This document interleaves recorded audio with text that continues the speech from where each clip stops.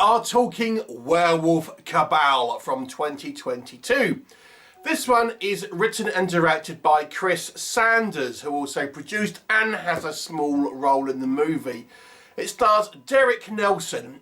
You also have credits for Vernon Wells and Danny Thompson, who I suppose are the two slightly kind of bigger name stars here, but I will say they have one small scene each. That is it. Derek Nelson is our main character, and let's talk about Chris Sanders, the director, producer and writer a little bit. So he has a production company called Black Coppice Films, and they've produced a few low budget kind of horror movies, of which we have reviewed a couple here. And you know, the UK low budget filmmaking industry, genre filmmaking, it seems to be quite thriving, with many of these kind of like low budget horror films being churned out on a kind of yearly basis. Now I have to be honest with you, I wasn't super impressed with Sanders' like past efforts. There was one called Nest of Vampires, for example, and this movie is a little bit similar to that in some ways. So what is the story of this one, Werewolf CABAL, and is it any better than Nest of Vampires? So we have this guy who is an author who is in America, and he comes over to England to effectively sort out the affairs of his late estranged mother. Now, he was given up for adoption when he was a child and hasn't really seen his mother since. So he's, you know, his mother's now died from an apparent dog attack. You see where that's going. And, you know, he's there to kind of sort out the estate, etc. He finds out that he actually has a half-brother. Although they do say step-brother at some point. I wasn't sure if he's a half-brother or a step-brother, because they say both, and there is a difference. Anyway, whilst he's kind of sorting his late mother's affairs out, it's in this kind of sleepy English kind of little village, and there seems to be a group of people, a cabal, if you will, that are up to no good. And this is led by the kind of a local priest, played by Jon-Paul Gates, who has something to do with the creation of a werewolf. And on the description it says they worship it. They don't, but they're kind of managing it, is the best way I would describe it. And this may have a relation to our main character. Now, what will happen? You'll have to watch the movie and find out. So let's talk about it. What do I think works in this movie's favour? So a little disclaimer, this is a low budget movie, so certain expectations in place. So with that kind of in mind, how does this movie kind of shape up? I have to say, I didn't mind the actual kind of basis of the story here. So we have this kind of almost an idea here where we're kind of combining elements of a werewolf movie with a kind of like the quaint but strange English village of kind of like folk horror, things like The Wicker Man. So it's kind of, in a way, a kind of a blending of those two kind of folk horror and werewolf horror, which I found kind of quite interesting. And I kind of quite like the idea, and I'm not going to go into too much detail because I don't want to spoil it, of this cabal of people who are kind of managing this werewolf. Now, it's very vague about why they have done this, I'll say, but it's almost like I like the way that it's kind of, they're out of their depth, and they know they're out of their depth. So I didn't mind that, actually, to be honest with you. I thought it was a neat idea, and it's obviously is filmed on kind of mostly location, so you kind of get that kind of quaint English village look to it to a certain degree. So, you know, there's some elements story-wise and kind of location-wise I kind of didn't mind.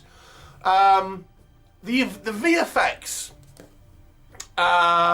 again, we are talking low-budget effects, but there were a couple of gore shots that I thought were fairly good. And even a couple of surprising deaths of characters that I wasn't expecting to die. One in particular, I have to say, and I thought, well, you know, that's a reasonable gore shot there. We'll come on again to the werewolf. It's not the worst I've ever seen, if that's a backhanded compliment. And again, we had to factor in the budget. At least you have a kind of a properly snouted bipedal werewolf, not like a, you know, Wolfman style, you know, werewolf, I guess. The acting is of a mixed quality. Let me just kind of say that.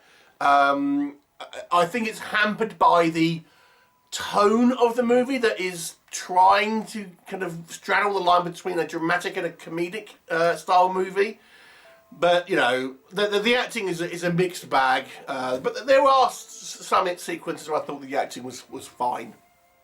And the movie tries to at least flesh out some of our characters to a certain degree, which I appreciate the attempt. Okay. So, what doesn't work in this movie's favour? Now, let me just go back to what I've just said. So this movie does try and flesh out the characters, which is always a good thing. But this movie is extraordinarily dialogue heavy, which is a very similar critique that I had with Nest of Vampires. It is a lot of talking in rooms. And the problem with that is if you rely on that as a kind of crux for your film, you've got to have great dialogue. You've got to have good acting. And you've got to have like just some kind of like some neat kind of like ideas in regards to kind of filmmaking and direction. And this movie struggles with all of those. I wouldn't say it out and out fails, but it is really struggling. I mean, the movie ultimately becomes a little dull because it relies so much on characters having these kind of conversations, and some of these kind of sequences are flat out not needed. We'll talk about some particular ones in just a moment, but it just inflates this kind of like this we can't afford to have much in the way of VFX kind of feeling you might get from it, so we'll kind of inflate it by having these lots of kind of talky scenes with, I think, some quite not particularly well thought out dialogue in some instances. This isn't helped because the movie is really unsure about what tone it wants to kind of put out there. So Nest of Vampires was played quite straight. This one tries to have a comedic edge to it. Now, I wouldn't go so far to say it's a horror comedy, because for the most part it isn't. It's not trying to be funny.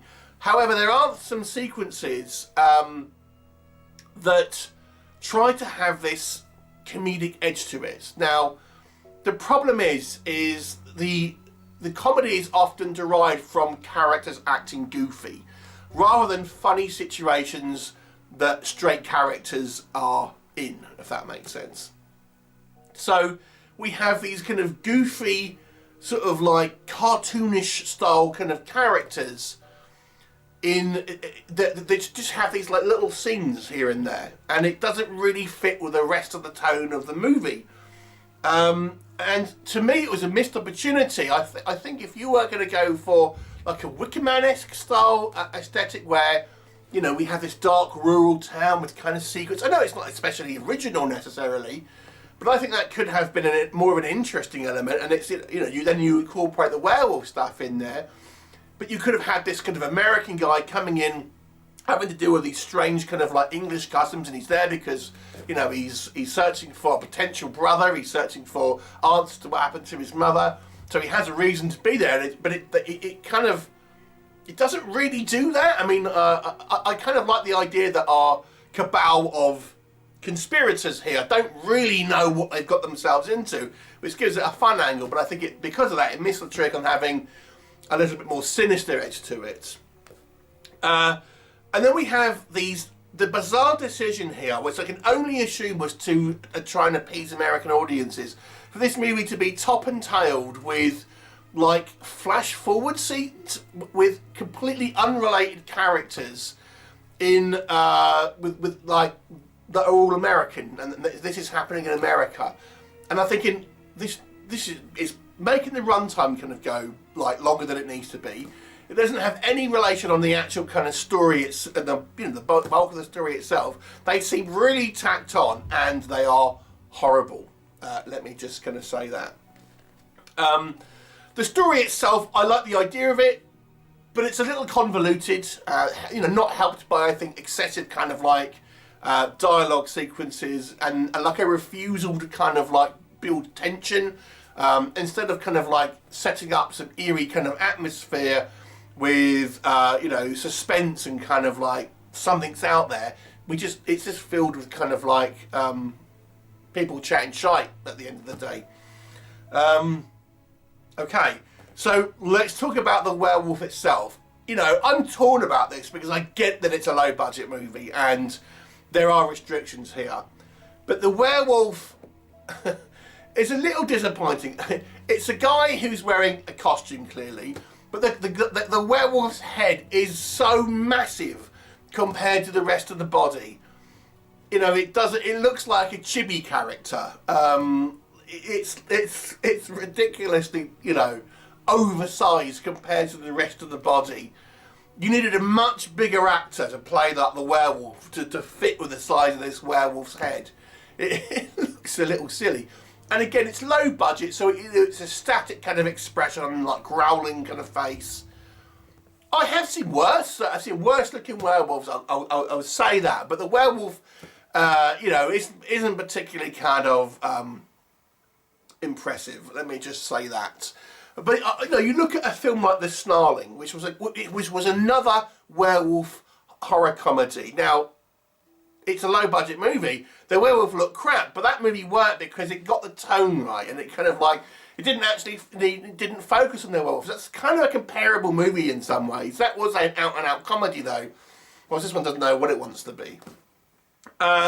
So it's not a good movie, but I do think I was a little bit more invested in it than I was Nest of Vampires.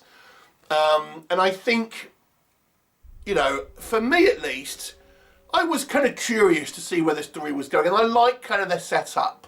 I mean, okay, so the acting is a mixed bag. There are some kind of like not good performances here. Some of them were okay.